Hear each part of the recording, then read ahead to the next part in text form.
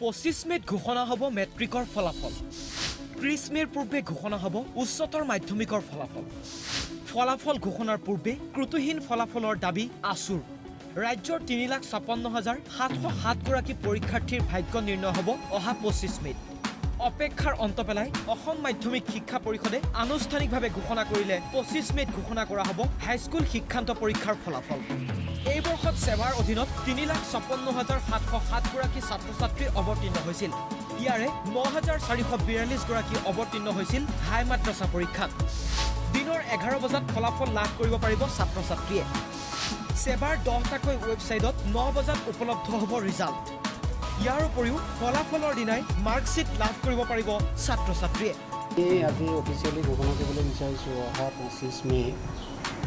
ৰাতিপুৱা 9 বজাত ৱেবছাইটৰ যোগে ৰিজাল্ট জানিব পাৰিব আৰু 11টা বজাত প্ৰতিটো চেণ্টাৰে বিদ্যালয়ৰ পৰিদৰ্শক কাৰ্যালয়ৰ পৰা হাৰ্ড কপি অৰ্থাৎ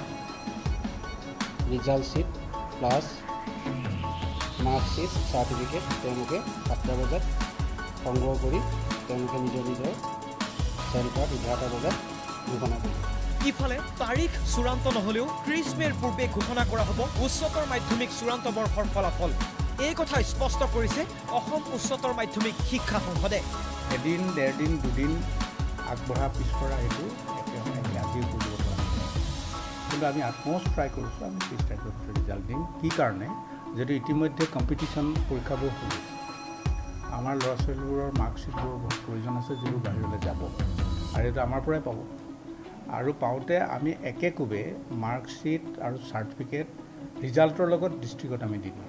অৱশ্যে প্ৰতিবৰ্ষতে ফলাফলৰ সময়ত সংশ্লিষ্ট পক্ষসমূহে কৰা খেলিমেলি যাতে এইবাৰো নহয় ছাত্ৰ-ছাত্ৰীৰ জীৱনক লৈ যাতে লৰা ধেমালি নকৰে তাৰ বাবে ত্ৰুটিহীন ফলাফলৰ দাবীৰে সেৱা আৰু উচ্চতৰ মাধ্যমিক শিক্ষা সংসদৰ সচিব তথা অধ্যক্ষক সাক্ষাৎ কৰে আছুৰ শিক্ষা সম্পাদক শৰৎ হাজৰিকাৰ নেতৃত্বত যোৱা এটা দলে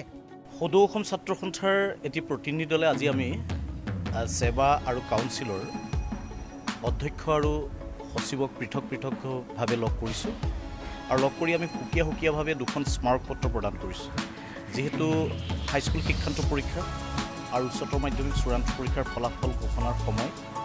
এই ঘোষণাৰ প্ৰাকখনত আমি সদৌ অসম ছাত্ৰ সন্থাৰ তৰফৰ পৰা ত্ৰুটিহীনভাৱে যাতে পৰীক্ষাৰ ফলাফল